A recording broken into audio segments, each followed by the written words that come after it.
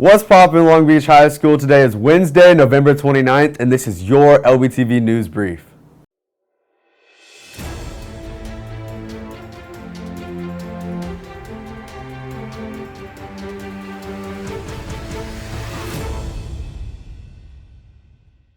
Hey juniors and seniors, the ASVAB test is an aptitude test to show your strengths in math, reading comprehension, English, electronics, mechanics, and clerical. The test will be Thursday, January 11th, and you need to sign up in the Career Center by January 8th. Juniors and seniors, this will be free, so make sure to sign up. The Voice of Democracy Audio Essay Contest, sponsored by the Veterans of Foreign Wars, VFW, is awarding more than $2 million worth of scholarships and incentives. Prizes and scholarships are awarded at local, district, state, and national levels. You must be a high schooler to apply. This year, the question is, what are the greatest attributes of our democracy? Additional information and applications are available at the Career Center. And now, on to Career Callings with Jayla Lagarde.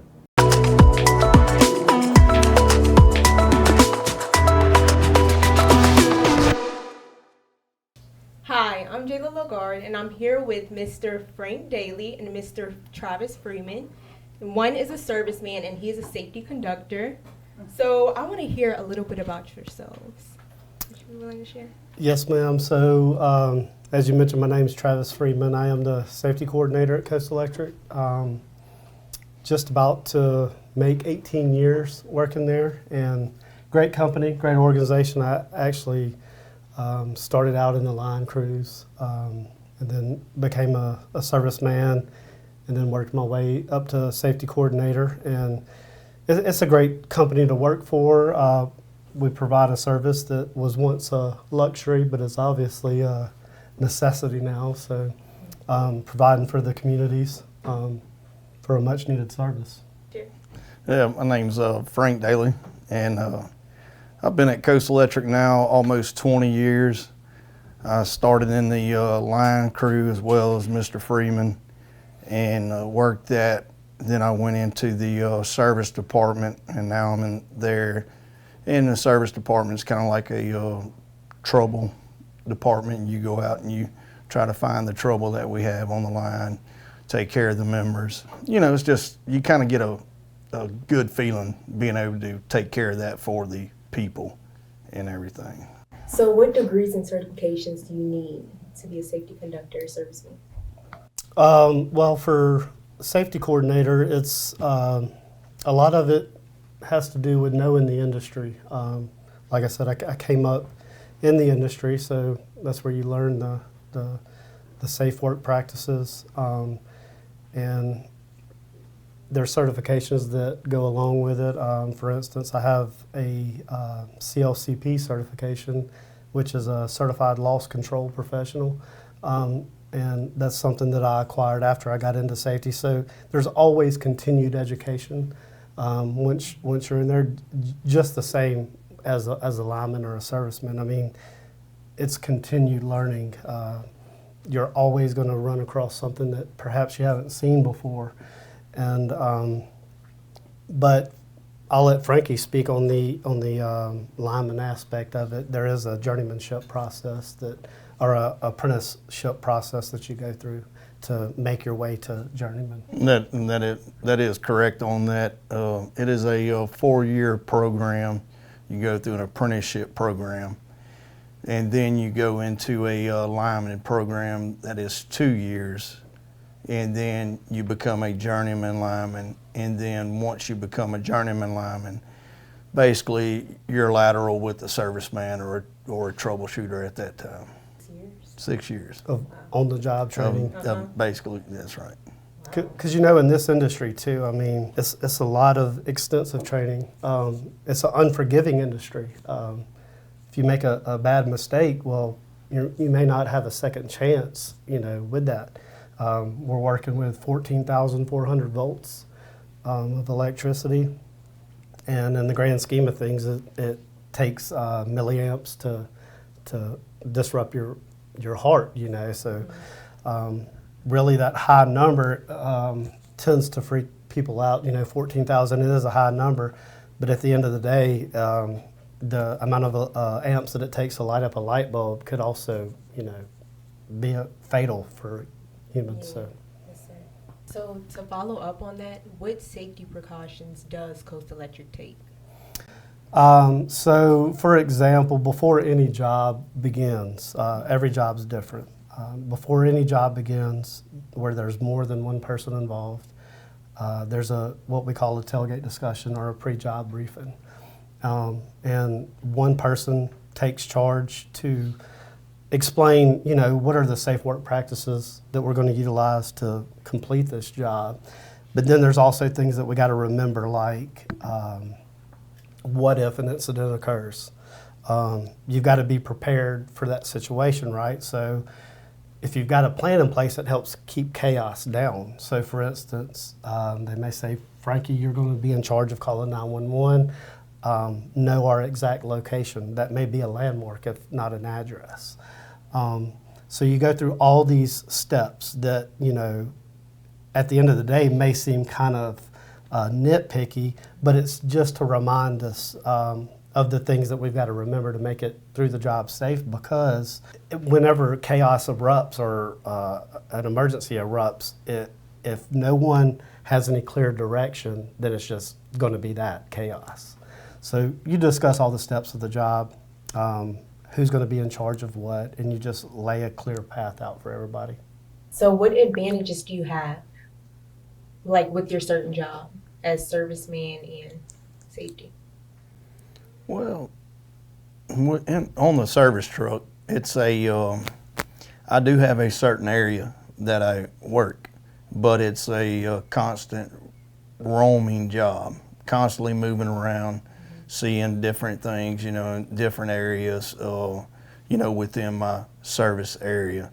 That would be an advantage, I guess, on the trouble truck. And then just being able to, being able to help the members with trouble, or if they, you might have a elderly lady that needs a yard light up. She wants a yard light up. And so, you go out and you put a yard light up for the lady, and she's just as happy as can be whenever you leave. It's just that. And then, in the case of a storm, when you're out working storm work, it's, being able to get the power back on for people. They appreciate it so much. And just to see them, get, happy that they have power back on after being without for days. It's heartfelt. Are there any disadvantages?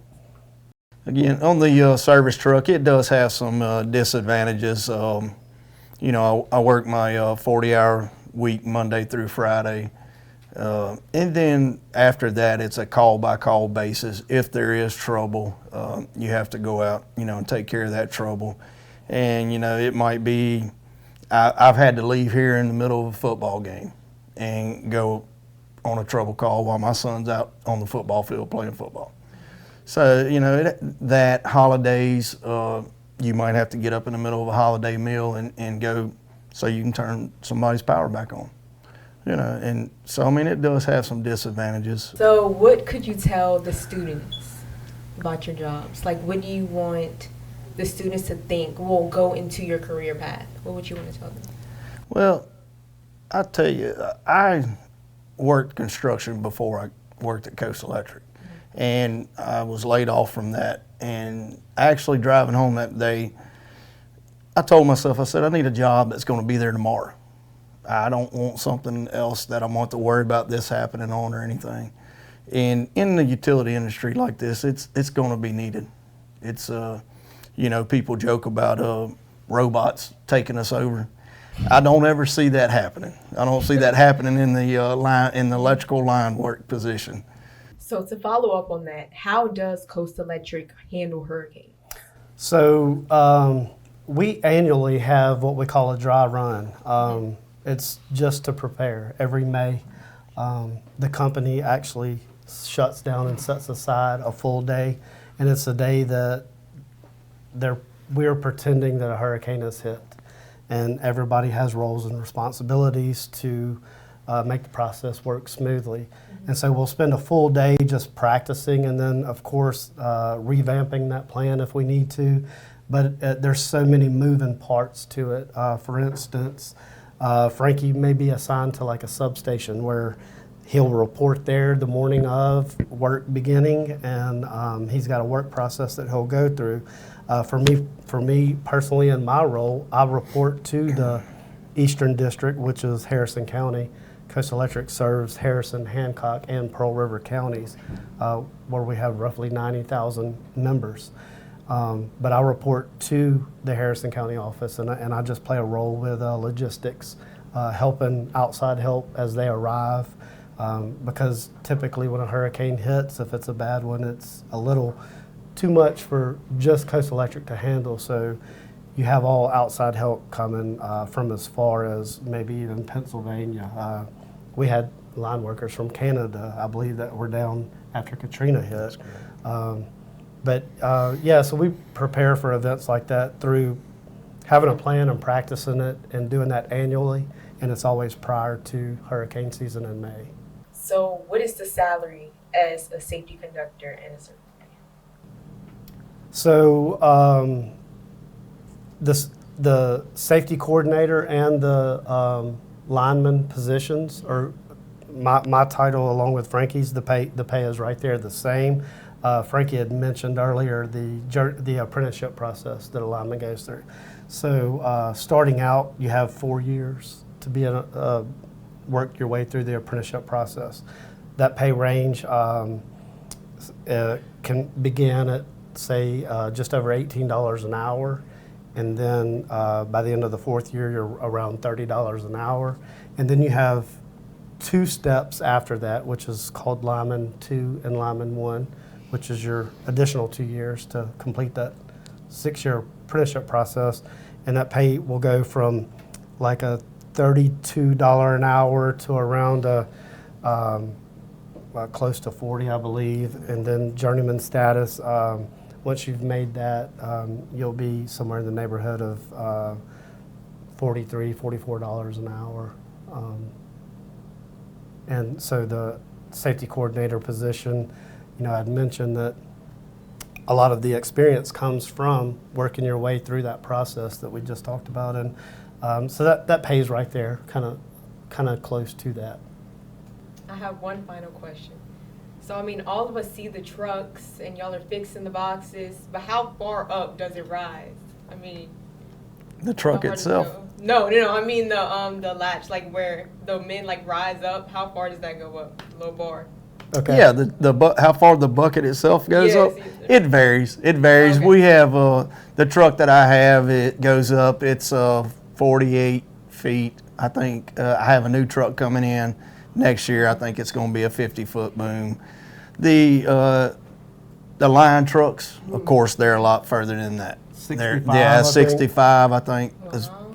Yeah, about 65. I think is probably the tallest one we have in our Harrison County district. But it's always So- important to remember that he's got a set of hooks in his truck that can bring him up as high as he needs to, because we do still climb poles too, like you see.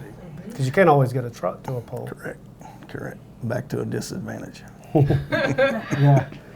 So it does happen. Like, yeah, and that back on what he just said, that's just part of the job. You might have to put the hooks on, you might have to climb up, and you can go as far as you want to go with those. We don't like to, but sometimes we have I to. wouldn't like to either. I'm scared of heights. Sometimes we have to, but Yeah. that's just part of the job. You have a safety harness on, and you're strapped to the bucket and all. So it's anybody that gets hurt doing that, they were not following safety That's guidelines. So Okay, that's it for today. Thank Awesome. y'all so much for joining us. thank y'all for having us. I'm Dominic Rayner. This is Nobody, and this is Lbtv rocking out.